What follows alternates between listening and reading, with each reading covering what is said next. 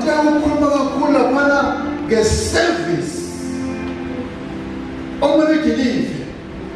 No service we deliver wholeheartedly. Amen. We deliver ngamandla akho onke. Bese deliver ngeqondo yakho yonke. Sengilahlekile bazalwane bami. Angiyibuyise.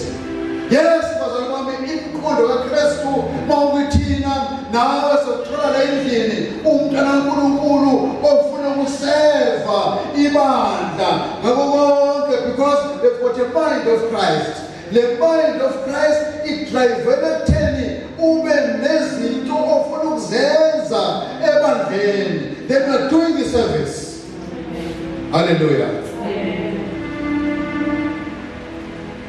Service bazalwane kwi-local church ibiza ukuthi kube nento ekudrivayo ngayo. Uma kungekho into ekudrivayo bazalwane, we'll end up coming here folding arms, going back home, coming here folding arms, going back home. All that we do is to say abesekubhede sipho ngisangizwa manje sengijule kakhulu. Uma kuleke service mesizibutho kuwena into evukiwe ngamandla ini i-criticism ukuthi wena kanti kuleka ini i-service to you. Uma uyi-member of the local church, you are called upon to serve bazalwane the local church. I know that this is sensitive. Well, we're not gifted the same, but I cannot preach it as a teacher. Easy bazalwane. And I guess it's a sensitive matter because I'm still gifted ngendlela efanayo. Now if ukhuluma kanje ngasemanje you are saying labantu abahlezi bangezile ukuthi abagxila. No. I'm not doing that bazalwane. I'm saying into sibizela yona is to have a service with local church. Now i-service ngeke zifane. Amen. I-service ayisho ukuthi uyafika njengophilisiwe mandodana. I-service ayisho ukuthi uyafana lamaledi lawa azocula la. They're serving the Lord ngendlela okusengayo. I-service lethu is a different level. Angazi ukukhutha umuntu uRed Manda lana abantu babukele. Umkhulu wethu manje mkhulekile. Plus wonke umuntu usethi bayini is a spectator la endlini. Amen. Asifuna ukufika bazalwane ile ngitholile uhlala lapha ngibone ezangcono pulpit ihleza phansi. Yet we are all called for a service.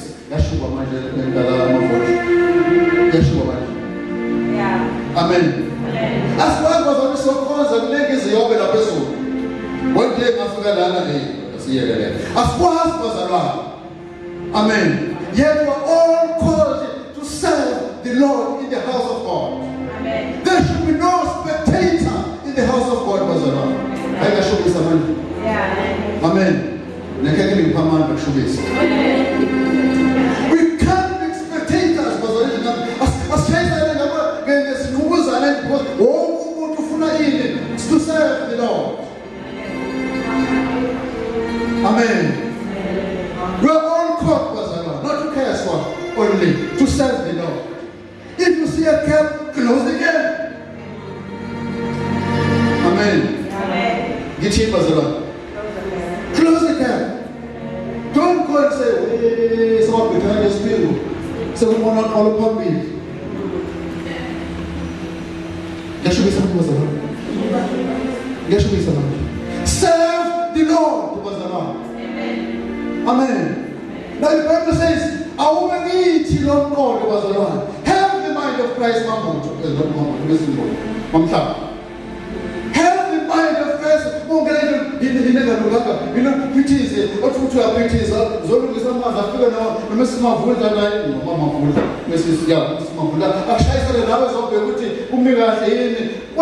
We are all called to serve the Lord.